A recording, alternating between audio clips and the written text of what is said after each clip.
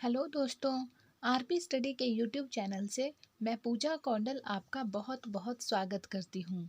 दोस्तों, हम बात कर रहे हैं कांग्रेस अधिवेशन को लेकर, जिस पर अभी तक हमने 3 पार्ट देख चुके हैं। ये इसका 4th पार्ट होगा। तो अगर आपने वो 3 पार्ट नहीं देखे हैं तो प्लीज़ आप पहले उन्हें जाकर देखें, क्योंकि वहाँ से चीज़ें जो है ज़्यादा क्लियर होंगी। और 1917 के अधिवेशन तक हमने वहाँ पे बात कर ली है। अब हम आज 1918 से बात करेंगे।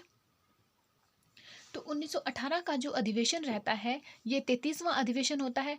ये होता है बम्बई में सैयद हसन इमाम जी की अध्यक्षता में। ये विशेष अधिवेशन होता है। इसमें रॉल्ट एक्ट पर विचार करने के लिए बुलाया गया था। इसमें कुछ हाईलाइटेड है, तो प्लीज़ आप इन पर ध्यान मत दीजिए। और इसमें जो है मौलिक अधिकारों की मांग भी की गई। तो विशेष अधिवेशन वो अधिवेशन होता है जो किसी विशेष काम को पूरा करने के लिए बुलाया जाता है, उसे विशेष अधिवेशन कहते हैं। तो यहाँ पे विशेष क्या हुआ था कि रोल्ट एक्ट पर विचार करने के लिए ये अधिवेशन बुलाया गया था। 1919 का जो अधिवेशन होता है ये अमृतसर में होता है। पंडित मोतीलाल नेहरू जी इसकी अध्यक्षता करते हैं।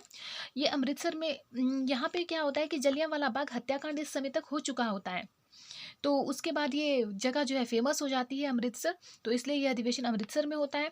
तो यहाँ पे जो है जलियांवाला बाग हत्याकांड की काफ़ी ज़्यादा निंदा कांग्रेस करती है, और खिलाफत आंदोलन का समर्थन भी इन्हें प्राप्त होता है। कांग्रेस को यहाँ पे खिलाफत आंदोलन का समर्थन भी प्राप्त होता है। 1920 के अधिवेशन की बात करेंगे तो ये नागपुर में होता है। वीर राघवाचारी जी इसकी अध्यक्षता करते हैं। और इसमें क्या होता है, कांग्रेस संविधान संशोधन, इसमें क्या होता है कि 25 पैसे, इसमें हो जाता है कि 25 पैसे का चंदा जो भी देगा, मतलब कोई भी 25 पैसे चंदा देकर कांग्रेस की सदस्यता प्राप्त कर सकता है। और इस 1920 के अधिवेशन में पहली बार भाषाई आधार पर प्रांतों का विभाजन किया जाता है। हिंदी भाषा को संपर्क भाषा के रूप में अब प्रयोग किया जाने लगा, और कांग्रेस ने पहली बार रियासतों के प्रति जो है नीति की यहाँ पे घोषित की। और इसमें जो है एक और काम बहुत इंपॉर्टेंट होता है कि असहयोग आंदोलन का प्रस्ताव प्रस्ताव पारित तो नहीं होता है, यहाँ पे अनुमोदन रखा जाता है, जिसका इस असहयोग आंदोलन का जो नेतृत्व है वो खुद गांधी जी करते हैं।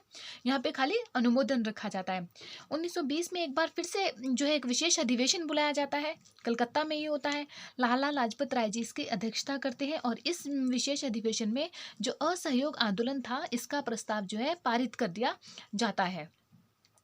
फिर हम देखते हैं 1922 का अधिवेशन। ये गया में होता है। गया बिहार में एक जगह है। ये संबंधित है महात्मा बुद्ध से, ये आप जानते ही होंगे। जो इसकी इसकी अध्यक्षता करते हैं चित्तरंजन दास जी, जिन्हें हम CR दास भी कहते हैं। स्वराज पार्टी की स्थापना की घोषणा भी इसी 1922 के अधिवेशन में होती है। 1923 का अधिवेशन हम देखते हैं, काकीनाडा में होता है। मोहम्मद अली जौहर जी इसकी अध्यक्षता करते हैं। इसमें स्वराज दल बनाया गया। स्वराज दल, या जिसे हम स्वराज पार्टी भी कहते हैं, वो इस अधिवेशन में बनाया गया था। अखिल भारतीय स्वयं सेवक दल भी इसी अधिवेशन में बना। 1923 का अगर हम बात करें तो 1923 का जो अधिवेशन था ये भी एक विशेष अधिवेशन था। ये दिल्ली में बुलाया जाता है। मौलाना अबुल कलाम आज़ाद जी इसकी अध्यक्षता करते हैं। ये सबसे कम उम्र के अध्यक्ष रहे हैं, मात्र 35 साल की उम्र में ये अध्यक्ष बन गए थे। तो स्वराज पार्टी को कांग्रेस अधिवेशनों में प्रवेश का निर्णय इस अधिवेशन में मिल गया। और इस अधिवेशन में क्या हुआ, झंडा सत्याग्रह की सफलता की बधाई भी दी गई। 1924 का जो अधिवेशन होता है बेलगांव में होता है। महात्मा गांधी जी इसकी अध्यक्षता करते हैं। Very very important, Mahatma Gandhi ji ने जिस अधिवेशन के, एकमात्र अधिवेशन है जिसकी अध्यक्षता खुद महात्मा गांधी जी ने किया है। हालांकि इससे पहले भी जब ये साउथ अफ्रीका से भारत आए थे 1901 में, तब भी इन्होंने कांग्रेस अधिवेशनों में भाग लिया था, लेकिन अध्यक्षता जो है उस अधिवेशन की दिनसा वाचा ने की थी। तो ये बेलगांव जो कर्नाटक में है, ये कोई गांव नहीं है, ये कर्नाटक की एक सिटी है। तो इसमें क्या कहा गया, इसमें मुद्दा था कि अस्पृश्यता का अंत की बात की गई। वायाकोम सत्याग्रह यहाँ पे पारित किया गया। और इसमें गलत काम क्या हो जाता है कि मुस्लिम लीग जो है अलग हो जाती है। 1925 का जो अधिवेशन था कानपुर अधिवेशन, सरोजनी नायडू जी करती हैं। सरोजनी नायडू जी भारत की किसी भी राज्य की बनने वाली पहली महिला राज्यपाल हैं। ये यूपी की पहली महिला गवर्नर रह चुकी हैं। तो हिंदी को यहाँ राष्ट्रभाषा स्वीकार किया गया। हसरत मोहानी ने पहली बार पूर्ण स्वराज्य का यहाँ प्रस्ताव रखा था, लेकिन वो पारित नहीं हो सका। और लेकिन यहाँ पे ध्वज वंदना जो है, विजय विश्व तिरंगा प्यारा झंडा ऊंचा रहे हमारा, इसे अपनाया गया। 1927 की हम बात करें तो मद्रास में ये होता है। डॉक्टर MA अंसारी जी इसकी अध्यक्षता करते हैं। इसमें मुख्य काम क्या होता है कि साइमन कमीशन का बहिष्कार होता है, या साइमन गो बैक के नारे यहाँ पे लगते हैं। 1929 का हम बात करते हैं तो ये लाहौर अधिवेशन है। पंडित नेहरू जी खुद इसकी अध्यक्षता करते हैं। यहाँ पे पूर्ण स्वराज्य स्टार्ट हो गया था। पूर्ण स्वराज्य की जो मांग थी वो इन्होंने यहाँ पे उठा दी थी लाहौर अधिवेशन से। हम गांधी युग में ये बात पढ़ चुके हैं। तो 26 जनवरी को क्या होता है कि स्वतंत्रता दिवस के रूप में मना लिया जाता है। रावी नदी के तट पर रात को 12 बजे स्वतंत्र होने का ऐलान कर दिया जाता है। तिरंगा झंडा फहरा दिया जाता है। सविनय अवज्ञा आंदोलन, जिसे हम दांडी मार्च 1930 भी कहते हैं, इसको प्रारंभ करने की अनुमति इस अधिवेशन से मिल जाती है। डेमोक्रेटिक पार्टी का गठन का जो प्रस्ताव था वो भी यहाँ पे पारित हो जाता है। 1931 का जो अधिवेशन होता है कराची में होता है। सरदार पटेल जी इसकी अध्यक्षता करते हैं। यहाँ पे मूल अधिकारों की मांग की जाती है। प्रारूप जो है इसका जवाहरलाल नेहरू जी ने बनाया था, ठीक है। तो गांधी इरविन, या जिसे हम दिल्ली पैक्ट या दिल्ली समझौता कहते हैं, वो भी इस अधिवेशन के दौरान होता है। चरखे से युक्त सफेद हरे रंग के नए राष्ट्रीय ध्वज का जो है निर्णय लिया गया। और गांधी जी ने यहाँ पे एक बात कही कि गांधी तो मर सकता है पर गांधीवाद नहीं। ये गांधी जी के शब्द थे इस अधिवेशन के दौरान। आगे हम देखते हैं कलकत्ता अधिवेशन 1933 में होता है। नलिनी सेन गुप्ता, ये जो नलिनी सेन गुप्ता है ये भारतीय मूल की विदेशी महिला है। तो इनके टाइम में क्या होता है कि हरिजन सेवक संघ बनता है।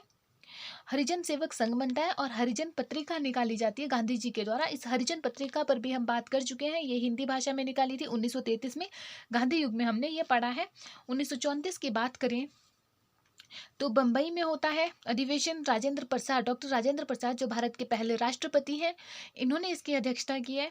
कांग्रेस समाजवादी पार्टी की स्थापना इसमें की जाती है। कांग्रेस समाजवादी पार्टी ये एक ही चीज़ है, एक ही नाम है ये, लेकिन खैर अब तो कांग्रेस अलग है, समाजवादी पार्टी अखिलेश जी की है, आपको पता ही है। तो उस वक्त ये एक ही होता था। निर्वाचित सदस्यों के लिए सर्वमताधिकार की बात यहाँ की जाती है। 1937 का जो अधिवेशन होता है फैजपुर में होता है। ये फैजपुर जो है बंगाल में है। जवाहरलाल नेहरू जी इसकी अध्यक्षता करते हैं। 1937 का था। ये पहला अधिवेशन था जो गांव में होता है। तो बेलगांव वाला गांव नहीं है, बेलगांव एक सिटी है, लेकिन फैजपुर का जो अधिवेशन होता है ये गांव में होता है। ये गांव है, तो ये पहला गांव है जो अधिवेशन, जिसका अधिवेशन जो है एक गांव में होता है। यहाँ पे क्या होता है कि 13 सूत्रीय अस्थायी कृषि कार्यक्रम घोषित किया जाता है। गाँव में होता है तो कृषि रिलेटेड काम तो होना ही था। 1938 का जो हम अधिवेशन देखते हैं हरिपुरा में होता है। सुभाष चंद्र बोस जिसकी अध्यक्षता करते हैं। इसमें क्या होता है 15 सदस्यीय राष्ट्रीय योजना समिति बनाई जाती है। झंडा गीत को यहाँ पे स्वीकृति दी जाती है। राष्ट्रीय शिक्षा हेतु अखिल बोर्ड की बात की जाती है। रजवाड़ों को पहली बार इस अधिवेशन में शामिल किया गया था। 1939 की हम बात करते हैं तो ये त्रिपुरी में होता है। त्रिपुरी को आप त्रिपुरा मत समझिएगा, ये मध्य प्रदेश में है। तो सुभाष चंद्र बोस जी ने इसकी अध्यक्षता की है। ये पहला अधिवेशन था जिसमें जो है मतदान की बात की गई कि अध्यक्ष जो है मतदान करके चुना जाएगा। तो इसमें जो है गांधी जी जो है खड़ा करते हैं किसको, पटाभी सीतारमैया जी को। गांधी जी उनके साथ होते हैं और उनके अपोजिशन में होते हैं सुभाष चंद्र बोस जी। तो मतदान होता है और सुभाष चंद्र बोस जो है जनमत से जीत जाते हैं और पटाभी सीतारमैया जी हार जाते हैं। लेकिन गांधी जी इनके साथ थे। तो होता क्या है, गांधी जी कहते हैं कि जो पटाभी सीतारमैया की हार है वो खुद गांधी जी की हार है, जबकि ये बात उनकी बिल्कुल गलत थी। वो इस मतदान को जो पर्सनल ले गए, जबकि ये फैसला तो जनता का था। जनता जी ने सुभाष चंद्र बोस जी को चुना था। तो गांधी जी के ऐसे शब्दों से जो है सुभाष चंद्र बोस जी काफ़ी ज़्यादा चोटिल हो गए और उन्होंने त्यागपत्र दे दिया। और उनके त्यागपत्र देने के बाद डॉक्टर राजेंद्र प्रसाद जी को अध्यक्ष चुना जाता है। और सुभाष चंद्र बोस जी ने जब त्यागपत्र दिया तो उन्होंने जाकर क्या किया, फॉरवर्ड ब्लॉक की स्थापना कर दी। और ये फॉरवर्ड ब्लॉक की स्थापना किसने की, ये क्वेश्चन जो है काफ़ी बार एग्जाम में पूछा जाता है। तो इसे आप ध्यान रखिएगा कि ये सुभाष चंद्र बोस जी ने किया है। 1940 की हम बात करें तो रामगढ़ में ये अधिवेशन होता है। रामगढ़ झारखंड में है। मौलाना अबुल कलाम आज़ाद जी फिर आ गए, तो इन्होंने इसकी अध्यक्षता की है। और इसमें क्या होता है कि भारत छोड़ो आंदोलन के कारण, भारत छोड़ो आंदोलन यहाँ पे स्टार्ट हो गया था। तो भारत छोड़ो आंदोलन के कारण ये प्रस्ताव यहाँ पे रखा गया था। इसके कारण कांग्रेस को जो है गैर कानूनी घोषित कर दिया जाता है। और गैर कानूनी जब घोषित करते हैं तो कांग्रेसी नेता को गिरफ्तार कर लेते हैं। और अंग्रेज़ों ने कैसे गिरफ्तार किया था, ऑपरेशन ज़ीरो चलाया था और उन्हें गिरफ्तार। ऑपरेशन ज़ीरो का मतलब होता है कि एक भी घंटा पूरा नहीं होने देना और 1 घंटे से पहले ही किसी को गिरफ्तार कर लेना। तो ये बहुत ही गलत बात थी। काफ़ी नामी नेता इसमें गिरफ्तार हो गए थे, गलत बात थी। किसी को भी बिना वारंट के गिरफ्तार नहीं किया जा सकता, बिना किसी अपराध के गिरफ्तार नहीं किया जा सकता। इन्होंने वैसे ही गिरफ्तार कर लिया, तो ये गलत था। इसका काफ़ी ज़्यादा विरोध हुआ था। यहीं से फिर वो भारत छोड़ो आंदोलन स्टार्ट हुआ था, यहीं से उसको चिंगारी मिली थी।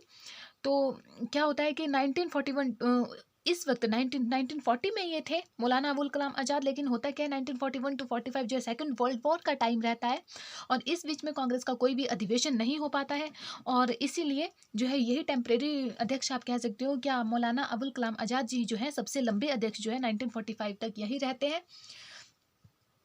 तो अगर ये क्वेश्चन एग्जाम में पूछा जाए कि सबसे लंबे समय तक कांग्रेस अधिवेशन की अध्यक्षता करने वाले अध्यक्ष कौन है, तो आंसर होगा मौलाना अबुल कलाम आजाद जी। आगे देखते हैं 1946 मेरठ में अध्यक्षता होती है जेबी कृपलानी जी। जेबी कृपलानी जी की वाइफ है सुचिता कृपलानी जी, ये यूपी की पहली मुख्यमंत्री है। तो नेहरू इस्तीफे के बाद जेबी कृपलानी जी ने यहाँ पे अध्यक्षता की है। अगस्त प्रस्ताव यहाँ पारित होता है। आज़ाद हिंद फौज के कैप्टन मोहन सिंह और जनरल शहनाज नहीं शाहनवाज खान ने इस अधिवेशन में अच्छा प्रदर्शन किया था, काफ़ी अच्छा प्रदर्शन इन्होंने किया था।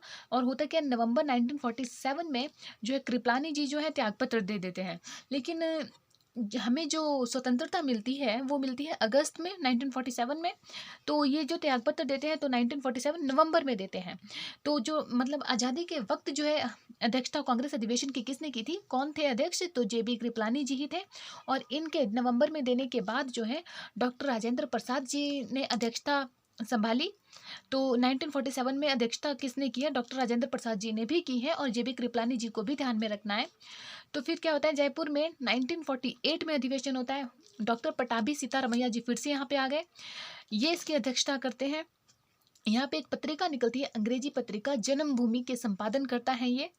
और स्वतंत्रता के बाद जो है प्रथम अधिवेशन ये यही हुआ था।